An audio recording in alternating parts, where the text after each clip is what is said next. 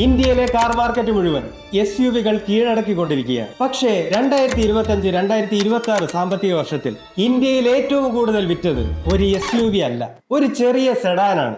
Maruti Suzuki desire.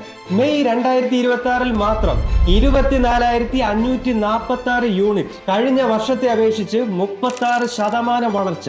എന്താണ് ഇതിന് പിന്നിലെ രഹസ്യം? നോക്കൂ, SUV-കൾ ഇന്ത്യൻ മാർക്കറ്റിന്റെ ഭൂരിഭാഗവും കൈയടക്കിയിട്ടും ഡിസയർ ആണ് ഫുൾ ഇയറിലും മെയ് മാസത്തിലും number 1. Fronx, Ertiga, punch, Nexon പോലുള്ള വലിയ വണ്ടികളെ പോലും ഇത് പിന്നിലാക്കി. ഇതൊരു യാദർച്ഛികതയല്ല, ഇത് സ്ഥിരമായി സംഭവിക്കുന്ന ഒരു പാറ്റേൺ ആണ്. ഇതിന്റെ ഏറ്റവും വലിയ കാരണം കണ്ണിൽ പെടാതെ പോകുന്ന ഒന്നാണ്: taxi fleet market. Dzire cab ഓപ്പറേറ്റർമാരുടെയും ടാക്സി ഡ്രൈവർമാരുടെയും ബ്രെഡ് ആൻഡ് ബട്ടർ മോഡലാണ്. കുറഞ്ഞ മെയിൻ്റനൻസ് കോസ്റ്റ്, കൂടിയ ഫ്യൂവൽ എഫിഷ്യൻസി. ഇത് ഒരു ദിവസം 10 മുതൽ 12 മണിക്കൂർ വരെ ഓടുന്ന ഡ്രൈവർമാർക്ക് ഏറ്റവും ലാഭകരമായ ഒരു ചോയ്സായി മാറുന്നു. രണ്ടാമത്തെ കാരണം ബ്രാൻഡ് ട്രസ്റ്റ് ആണ്.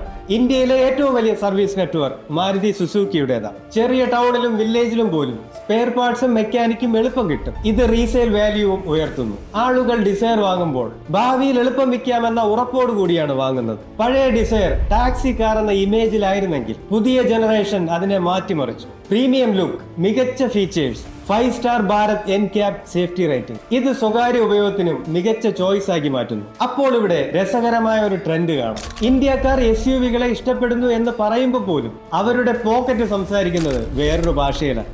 Reliability, low cost of ownership, resale value, ഇവയാണ് യഥാർത്ഥത്തിൽ വാങ്ങൽ തീരുമാനമെടുക്കുന്നത്. SUV ഹൈപ്പ് അല്ല.